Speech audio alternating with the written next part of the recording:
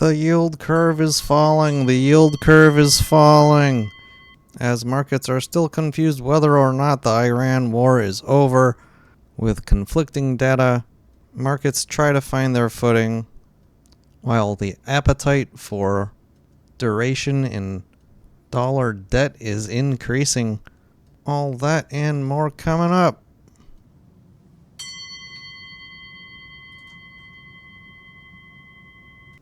Hi everybody, it's Monday, June 22nd, 2026. Our first headline today is Do Not Ignore the Flattening Yield Curve, Growing Appetite for Bonds. The stock market is often referenced as being tiny compared to the bond market, and the bond market is saying something. When you lend your money out for 10 years, you expect a return to be a little bit higher than what you get for lending it out for 2 years. It's called term premium. While it's easier to determine a fair rate of return for 2 years, it's a lot harder to determine that for 10 years. So you usually need more yield. And when you take the 10-year treasury yield and you subtract the 2-year treasury yield, you get something referenced frequently, the 10 minus 2. Very notably has been absolutely collapsing since February, and very recently just falling, looking like it's falling at a faster pace. The 10 minus 2 year is now at a level not seen since March of 2025. It's hard to say where it will stop. It could bottom at any point, but right now it is falling. The yield curve is flattening. And why this matters is because typically when the yield curve is flattening, you have this blue line go beneath the zero line. That means you actually are getting a higher yield for 2 years than what you get for 10 years. That means the bond market is believing that it's worth it to be buying 10-year securities more than it is to be buying 2 years, because when the yield is lower for 10 years, you're expecting the 2-year to be following it to the downside. Every time through history when we are going towards zero, and especially below zero, we enter a gray bar on a Fred sheet, and a gray bar on this means recession. And right now, as I record, we're at 0.27. Last I checked for today, it went flat, maybe 0.28, but the point is, if you look through the history of this chart, we don't frequently go this low. So the black line's zero. That's when you get your inverted yield curve. But the red line is where we are right now, around 0.27%.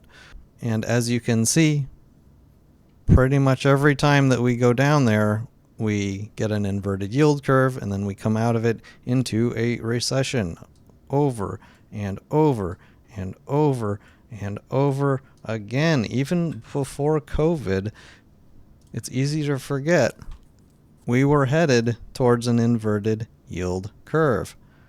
More recently, we've been in the longest inversion and deepest inversion for a very long time. We thought we were coming out of it just like we usually do into a recession, but what's happening at the very tail end of this graph here now is it looks like there's a potential for us to be headed back towards an inverted yield curve. When this is happening, how does it happen? First of all, well, it's called a restrictive environment. If the 2-year is rising in yield and the 10-year isn't keeping up, that's the bond market saying, okay, yields are expected to be higher for now, and we're expecting when we get past this for us to actually be going the other way. This flattening yield curve here is the bond market, beginning to price out disinflation, potential deflation, combined with a slowdown of economic activity. This is your typical recession, and it's not just that part of the bond market suggesting disinflation, deflation. The 5-year break-even inflation rate, there's the United States government has treasuries that are inflation protected, where the principal value rises with CPI. There's also non-inflation protected treasuries. And when you compare them next to each other, you get the 5-year break-even inflation rate, a very big, important market that prices inflation expectations over the next 5 years. We have the 5-year break-even inflation rate absolutely collapsing from May 4th. We're currently down all the way down to pre-Iran war levels at 2.27 in the 5-year and 2.25 in the 10-year. These can bottom and go the other way, but they haven't bottomed yet. Additionally, the traditional inflation hedge is gold, down 25%. And it's not just treasury bonds and treasury securities that appear to be having a growing appetite. Even junk bonds have a very high appetite right now. The junk bond credit spread is only 2.66%. Whenever we're below 3, it's a little bit like, oh, really? Really? You're going to lend money to your cousin's in-laws for only a little bit more than what you can get guaranteed from the government? That's sort of what junk bond credit spreads represent. They're very low right now, meaning they're in high demand. Now, with all of that said, this can bottom and turn around quick, as we saw in the early 80s. We did dip below this red line before popping right back up. But typically when we break below 0.27, most of the time we go negative and then we go into a recession. So that's why my first headline is, don't ignore the flattening yield curve, and there's a growing appetite for bonds. Second headline today, Mr. Market tries to find his footing, skeptical of the Iran deal. In a nutshell, Iran and the U.S. had more talks, and Trump says Iran will agree to allow weapons inspections by the UN, and the Iranian state media is saying, yeah, well, we're not so sure about that. Markets really don't know what to do. Still in the state of cautious optimism, like I have been saying on my show for a while now. Strait of Hormuz traffic returning to normal by the end of July is 50% chance right now in betting markets. Not really higher, much higher or lower than it's ever been. Probably the most optimistic market is crude oil remaining below Iran war levels. As long as enough oil is coming through the Strait of Hormuz, then it's not really expected for crude oil to be rocketing higher at the moment. But, if it really does close down, crude oil will surely go back up higher. Mr. Market overall was trying to find his footing. We'll go over the charts after all this stuff. That was really the theme of the day, trying to find his footing. The most notable market moves that I saw today were all-time highs in semiconductors and SMH and IWM. And fourth headline today, rest in peace, Alan Greenspan, Federal Reserve Chair from 1987 to 2006. Also Juilliard, clarinetist and saxophonist, if you didn't know. He died today at 100 years old. Rest in peace. Moving on to community topics. What moves, if any, did you make today? I just sat on my hands. Are you buying anything? Selling anything? Share it with the community below in the comment section. Coming up tomorrow on Tuesday, we get PMIs. Thursday, we get PCE, very important inflation gauge. That's the Fed favorite. We also get GDP quarter one and personal income spending and savings rates. Also on Friday, we have the University of Michigan sentiment final for June. May and June are unbelievably low. People feel really bad about the economy, but we will get that final revision for June on this Friday. Also coming up, end of the war. When will the Strait of Hormuz stay open? Nobody knows. You need a crystal ball. And eventually we'll get back to those tariffs. Thank you for watching, liking, subscribing, sharing, commenting, and all of your support. All greatly appreciated. Alright, on to the charts, starting with SPX, the S&P 500. It fell by 0.33% today.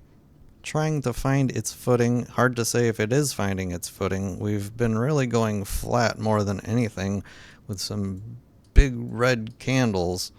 The way I'm looking at the market overall right now is there going to be enough good news to pump this up to 8,000. The one standard deviation move for 2026 options pricings are expecting this. It has clearly been pulling the market towards it. Will we get there? It's not all that far away. Or are we exhausted? Is this it? Is this the end? I really don't know. The market today was really all over the place, red and green everywhere. As mentioned earlier, the main standouts were semiconductors finding an all-time high, SMH rising 1.33%, and also small caps. Believe it or not, IWM found an all-time high today, going up 0.88%. Everything else in, like I keep saying, finding its footing mode. The triple Q's NASDAQ fell by 0.33% today. XLP, consumer staples, dropping 1.33%. Trying to find its footing. That's all it looks like to me. EEM, the ETF of emerging markets, the Eastern Profit, by the way, also found an all-time high today, while KWEB, the Chinese Internet ETF, is finding lower lows. This is really wild to see tech doing so well right now in American ETFs, and this continuing to fall. We're down 76% right now. While I have this chart up, the next support that I see is down around $24.70.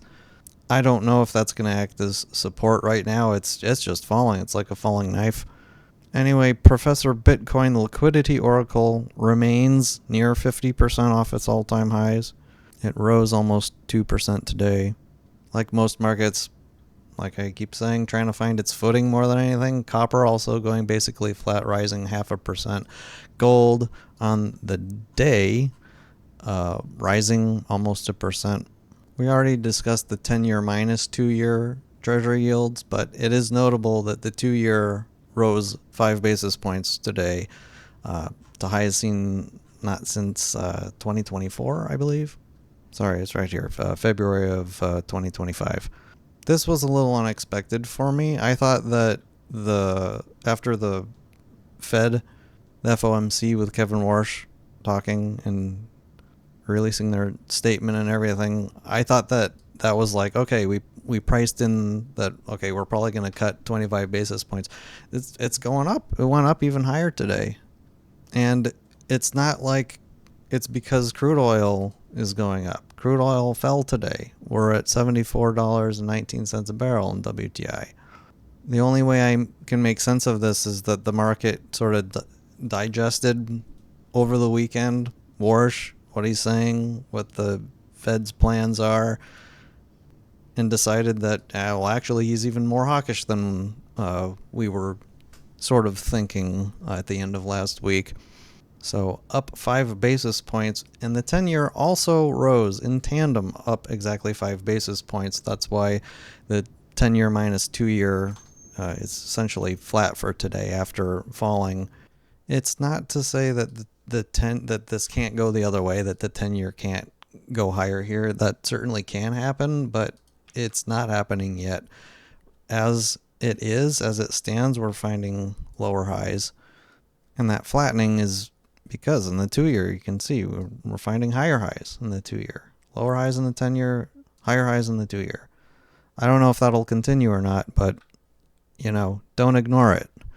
And that's all from me and my crystal ball. I hope you enjoyed. Thank you for watching, and see you next time. Robschild.